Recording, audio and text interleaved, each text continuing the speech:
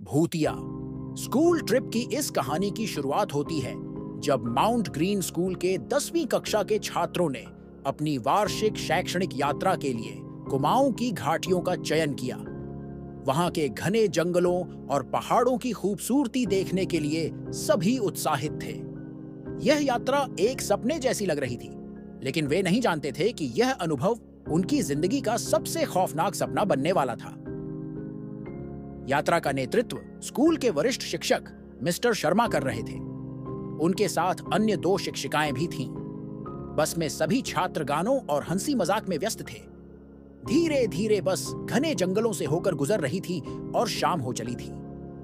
अचानक मौसम ने करवट ली और गहरे बादलों ने चारों तरफ अंधेरा छा दिया। तभी रास्ते में एक जगह गाड़ी रुक गई। ड्राइवर ने बताया कि वह रास्ता कच्चा था और अंधेरा घना हो चुका था, जिससे गाड़ी आगे नहीं बढ़ पा रही थी। उन्होंने फैसला लिया कि रात वहीं पास के एक छोटे से गांव में बिताएंगे और सुबह आगे की यात्रा शुरू करेंगे। गांव में पहुंचने पर वे एक पुराने ढहे हुए स्कूल में ठहरने का निर्णय लेते हैं, क्योंकि गांव में ठहरने की कोई अन्य व्यवस्था नहीं थी। यह स्कूल सुनसान और एकदम वीरान था। किसी ने बताया कि यह स्कूल सालों से बंद पड़ा है, सालों से बंद था, और यहाँ कई अजीबोगरीब घटनाएं घट चुकी थीं। गांव के बुजुर्गों ने भी उन्हें उस स्कूल में न रुकने की सलाह दी, लेकिन उनके पास और कोई विकल्प नहीं था। वे सभी डर को नजरअंदाज करते हुए उसी स्कूल में रुक गए। रात गहरी होती जा रही थी। सभी छात्रों और शिक्षकों ने अपने बैग निकाले और स्कूल की धूल भरी क्लासरूम में अपनी जगह बना ली। मिस्टर शर्मा ने सबको सोने की हिदायत दी और सभी एक दूसरे के करीब होकर लेट गए। लगभग आधी रात के करीब एक अजीब सी आवाज ने सभी का ध्यान खींचा। वह आवाज मानो किसी के रोने या चीखने की थी, जो पुराने स्कूल की गलियारों से होकर आ रही थी। सभी ने एक दूसरे की तरफ देखा और सोचा कि शायद यह उनके डर का भ्रम है। लेकिन जैसे ही कुछ समय और बीता, आवाजें और तेज होती गईं। एक छात्र ने हिम्मत करके मिस्टर शर्मा से पूछा कि क्या उन्होंने भी आवाज सुनी, और उन्होंने सहमते हुए जवाब दिया कि उन्हें भी वह आवाजें सुनाई दे रही थीं। तभी अचानक से स्कूल की सभी खिड़कियां जोर-जोर से बजने लगी, मानो कोई उन्हें पूरी ताकत से हिला रहा हो। हवा ठंडी और भयानक हो चुकी थी और चारों ओर घना सन्नाटा था। तभी एक छात्र को लगा कि एक सफेद परछाई स्कूल की पुरानी सीढ़ियों पर दिखाई दे रही है। उसके बाल खड़े हो गए और वह डर के मारे चिल्लाया। उसकी आवाज सुनकर बाकी सब भी जाग गए और उस परछाई को देखकर घबरा गए। वह परछाई धीरे धीरे उनकी ओर बढ़ने लगी, मानो वह कुछ कहना चाह रही हो। सभी सहमे हुए थे।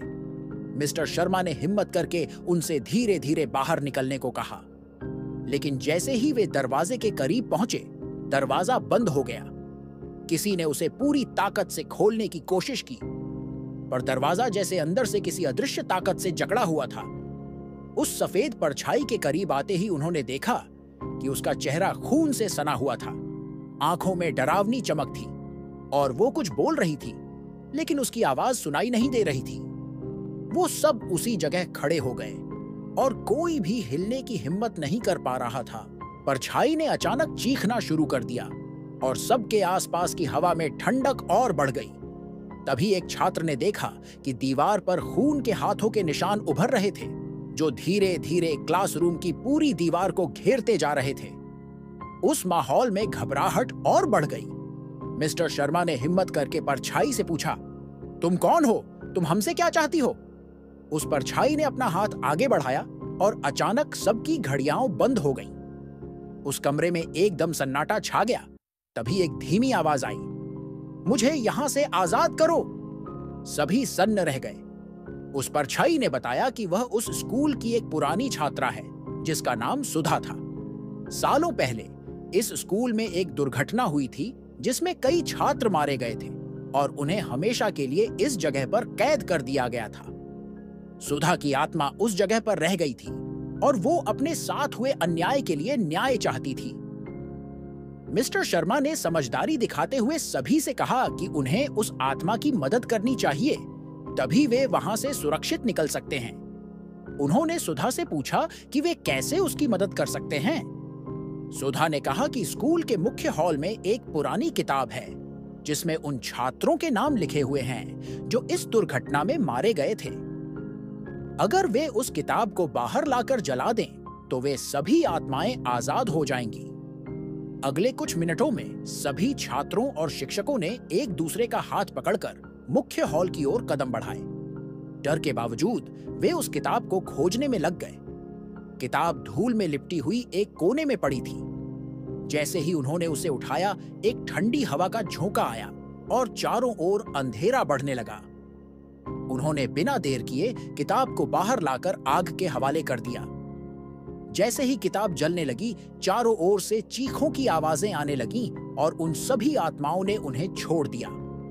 सभी ने राहत की सांस ली और सुबह होते ही गांव से निकलकर अपनी यात्रा समाप्त कर दी। इस भूतिया अनुभव ने उनकी जिंदगी में एक गहरा असर छोड़ा जिसे वे कभी नहीं भुला सकते थे। जब वे गांव से बाहर निकले तो सभी के चेहरों पर डर और थकान साफ दिखाई दे रही थी। उस भयानक रात का अनुभव सभी के दिलो दिमाग पर छा चुका था। मिस्टर शर्मा भी चुपचाप थे और हर कोई उस खौफनाक घटना को याद कर सिहर उठता था। बस में बैठते ही सबने एक दूसरे से वादा किया कि वे इस अनुभव के बारे में किसी से बात नहीं करेंगे। कोई नहीं चाहता था कि लोग उन्हें पागल या झूठा समझें। वे यह भी समझते थे कि गांव वालों ने पहले ही उन्हें वहां न रुकने की सलाह दी थी, लेकिन मजबूरी में उन्हें वो रात वहां बितानी पड़ी।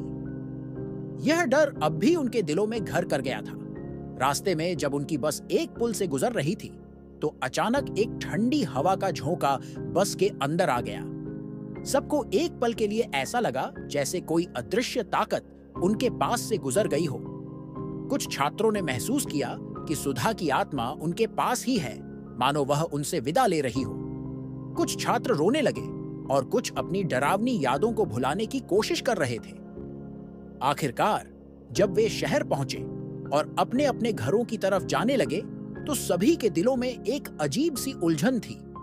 कुछ छात्रों ने अपने माता पिता को कुछ भी बताने से मना कर दिया क्योंकि वे जानते थे कि इसे समझाना कितना मुश्किल होगा। कुछ दिनों बाद स्कूल में फिर से पढ़ाई शुरू हो गई, लेकिन उस रात की बात किसी के दिल से नहीं गई। एक छात्र रिया, जिसने उस परछाई को सबसे पहले देखा था, उसकी तबीयत बिगड़ने लगी। उसे रात में बुरे सपने आने लगे और उसने अपने दोस्तों को बताया कि उसे हर रात सुधा की परछाई दिखती है जो उसे मदद के लिए पुकार रही है। रिया की बातों ने सभी को और अधिक डरा दिया। मिस्टर शर्मा को जब यह पता चला तो उन्होंने स्कूल की प्रिंसिपल से बात की और स्कूल ट्रिप की घटना का उल्लेख किया। प्रिंसिपल को पहले तो यह सब अजीब लगा, लेकिन जब उन्होंने देखा कि कई छात्रों पर इसका असर पड़ा है तो उन्होंने इस घटना की जांच करवाने का निर्णय लिया। कुछ दिनों बाद कुछ स्थानीय पुरातत्व विशेषज्ञ और तांत्रिक उस पुराने स्कूल में गए जहां वे लोग रुके थे। उन्होंने वहां जाकर कई पुराने दस्तावेजों को खंगाला और गांव के बुजुर्गों से बात की। यह पता चला कि वास्तव में उस स्कूल में कई साल पहले एक भयानक दुर्घटना हुई थी जिसमें कई मासूम बच्चों की जान गई थी। इस वजह से वहां की आत्माओं को मुक्ति नहीं मिल पाई थी और वे भटक रही थीं।